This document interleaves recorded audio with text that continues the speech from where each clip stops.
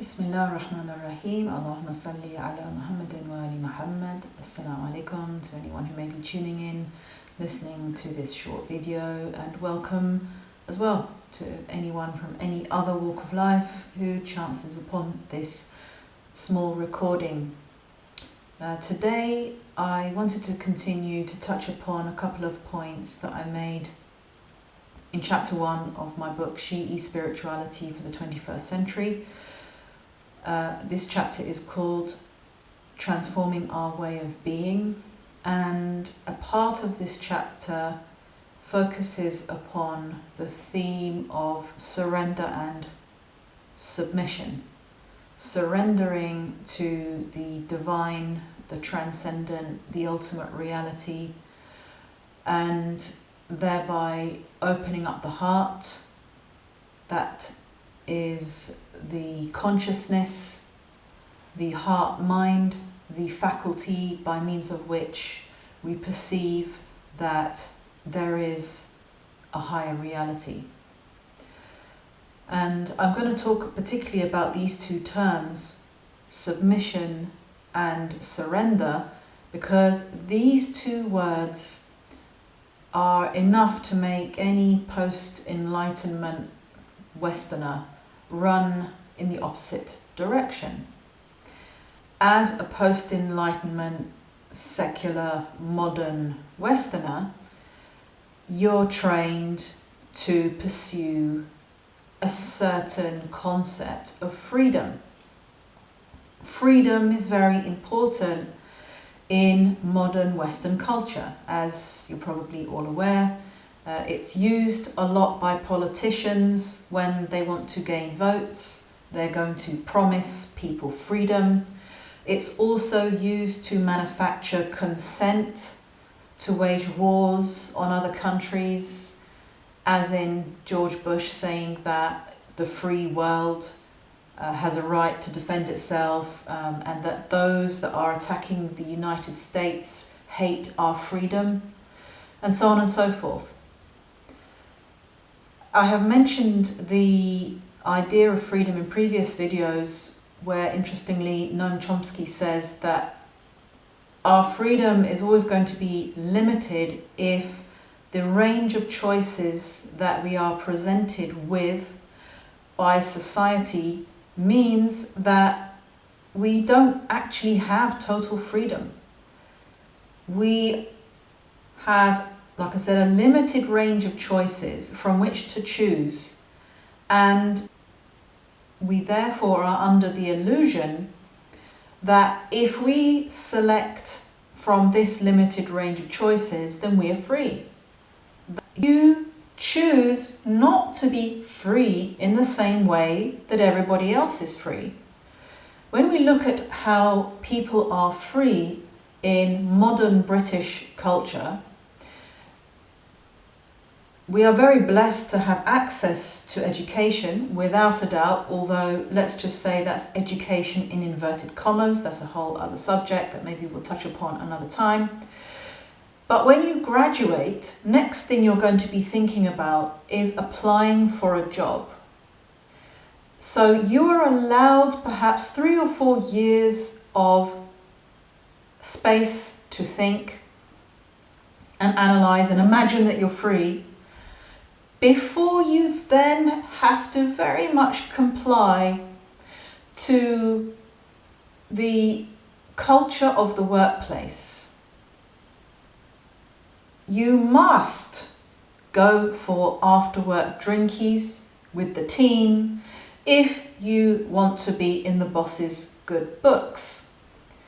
And if you don't drink, or you don't like drinking places, and you don't even have to be Muslim. There are many people who don't particularly like drinking, and they don't like drinking places. But such is the herd mentality with regard to alcohol in Europe, and particularly Northern Europe, that it's very, very difficult for someone who doesn't want to drink and doesn't like drinking places and doesn't want to socialize in a drinking place. It's very, very difficult for them to even say that to their colleagues. So there's a lot of social coercion that goes on you have to be free in a certain way. Otherwise, you're going to be politely or not so politely ostracized, or people will privately think behind your back that you're just a total weirdo and they don't know how to relate to you.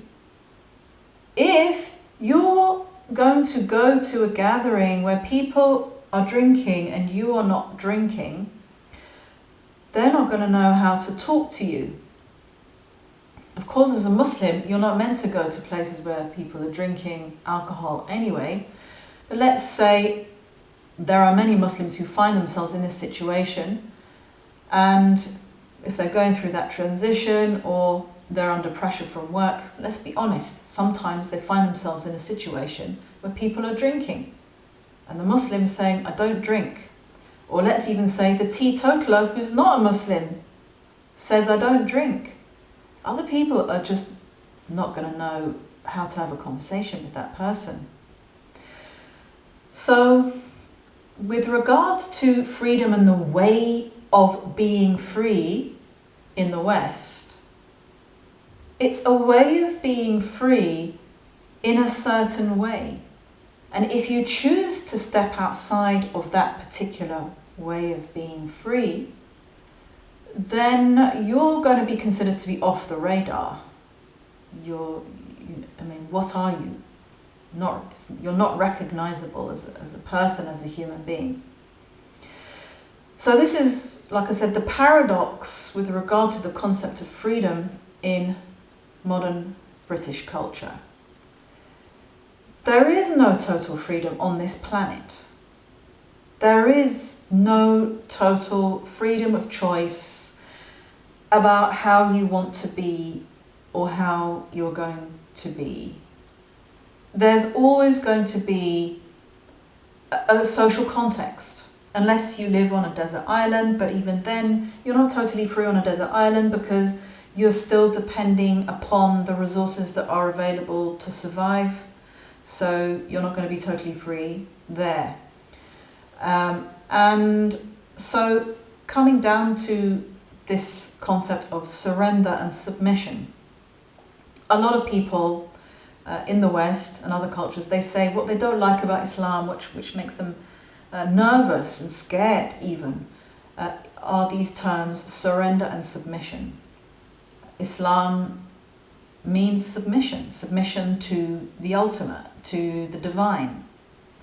And the idea in Islam is that if you don't submit to the divine, which means acknowledging that yes, there is an entity that has created me, I'm not an all-powerful deity myself, there is an all-powerful entity that has brought me into existence, that has control over my life. I am not omnipotent, I am not omniscient, and therefore I submit to that. I accept that my attempts to be autonomous are illusory, or I'm deluded in my fight to be autonomous. And so when you come to that point that actually I can never be autonomous, and that this struggle to be autonomous and to be free is futile, because none of us are ever totally free or going to be totally free in the absolute sense.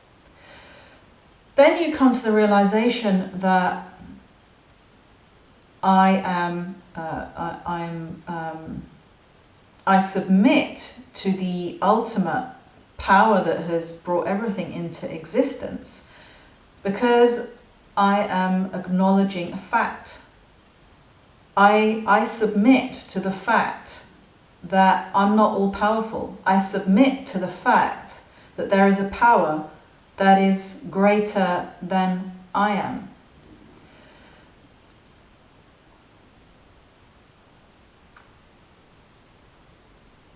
There is no real freedom where there is ignorance. This is the problem with Western secular culture, and let's say a post-empirical or neo-empirical culture like the culture of modern secular Britain today.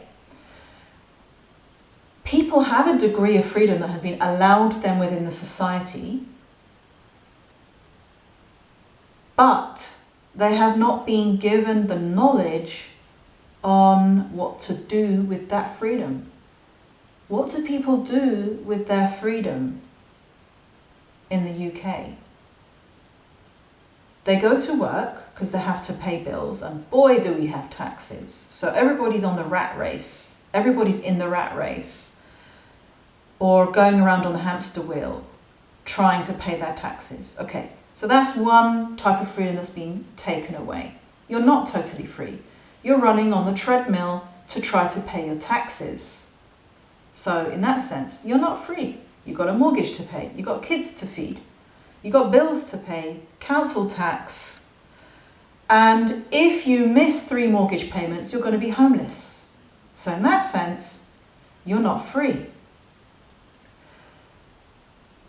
What else do people do with their freedom in modern secular British culture? Generally, what they do with their freedom is to, since they've been working all week, running on the treadmill because they have to pay their taxes, then they are allotted 2 days a week to enjoy their freedom. So what do they do with that freedom?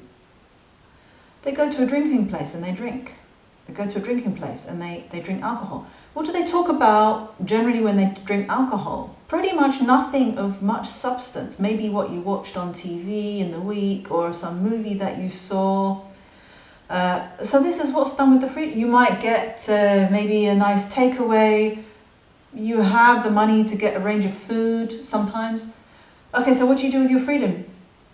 You go to a drinking place, you drink alcohol, maybe you get a special meal, and then you go home. And then on a Saturday, what do? Maybe you watch a TV, you might maybe do something different, go hiking, go walking, go swimming, or read a book. So you have some freedom to do that. But you're going to be back on the treadmill 2 days later. In fact, on the Sunday night, everybody's dreading the Monday morning. Everybody's dreading the Monday morning. So you're not free. What kind of freedom is that? Where you're locked in to a certain type of servitude that you're never going to escape from. You're never going to escape from that servitude. And on top of that, if you are lower down on the work hierarchy as a woman in your 20s, entering the workforce, you encounter a lot of psychological abuse. And you're just meant to take that. So that's another kind of freedom that is removed from you. I've seen so many times comments on social media about women who've been harassed at work or had lewd jokes made to their faces, and they are made to feel that they just have to take it. They're humorless if they don't take it. What kind of freedom is that? They don't have the freedom to stand up for themselves. Otherwise they're going to lose a job, or they've been psychologically brainwashed into thinking that if they don't like it, then it's their problem. There are also men that are harassed at work as well. This is a modern culture where men get harassed at work too, and they have to take it because otherwise they might lose their job. So there are a lot of ways in which people are not free. If you don't surrender to the ultimate reality, and depend upon the power of that ultimate reality in your life, and that is the focus of your life, you're going to be surrendering to something else. You're going to be surrendering to your boss, you're going to be surrendering to the next job application, you're going to be surrendering to the opinions of your friends, you're going to be surrendering to the opinions and pressures of your society, you're going to be surrendering to messages that you've been given through the media about how you should be as a person. You're going to be surrendering to the latest fashions and what you're being told to wear from season to season. You're going to be surrendering to something if it's not surrendering to the divine. So, on the one hand, there's this illusory freedom that we have in modern Western culture, which is rapidly being undermined. That illusory freedom is already rapidly being undermined further. There is this illusory freedom, a bit like a fish in a goldfish bowl, who thinks that, well, because I've got quite a large circumference to swim around in, then that's pretty good. Now, I've got a little plant in the middle that I can swim around in this circumference. I'm doing pretty well in this goldfish bowl. And on top of that limited freedom, you're not given useful knowledge on the system in which you are trapped and how to get out of it, and who has designed that system and who is keeping that system in place. So for me, very early on, I mean from my teens, but certainly when it got up to the age of 22, and it's like, oh, I'm going to have to enter this system now. How do I get out of this system? It was so clear to me that from when you're a teenager, even prior to that, you're just being cultivated to enter into the economy and to become a part of that economy. For what? For what? Apart from paying bills, why are you entering this economy? Why are you entering this system? Where is it all going? Isn't your life worth more? Isn't human existence worth more than just being on a treadmill, running to pay the bills, and then having some entertainment, often really crass entertainment at the weekend? Isn't your life worth more than that? So, I would have been the last person to enter a way of life that entails submission. Submission's a scary word for people from the modern West. But the paradox of submitting to the ultimate, it's a deep, deep spiritual lesson. Because if you submit to the ultimate, you don't submit to any other human being. It's a very, very powerful lesson for the mind. It's a very, very powerful foundation and principle by means of which to live your life. That mentally, psychologically, and spiritually, you don't surrender to any human being. You don't surrender to any attempts to seduce your mind to become just an economic component in someone else's system that they have built for their benefit. This isn't to say that Muslims are free from this system. No, this system is expanding rapidly, and Muslims are outwardly enslaved to it, just as so many other people are enslaved to it. But inwardly, you have another world entirely.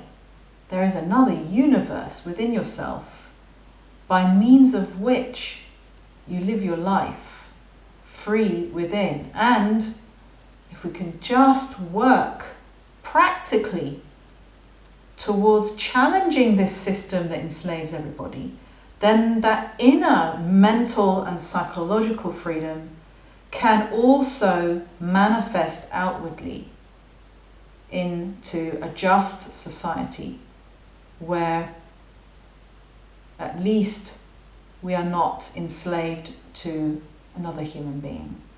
So thanks for listening, and inshallah I will be loading up more videos. Again, this talk today was based upon a book that I brought out, Shi'i Spirituality for the 21st Century. If you'd like to order a copy, I will put the links below, and thank you for listening. Assalamu alaikum.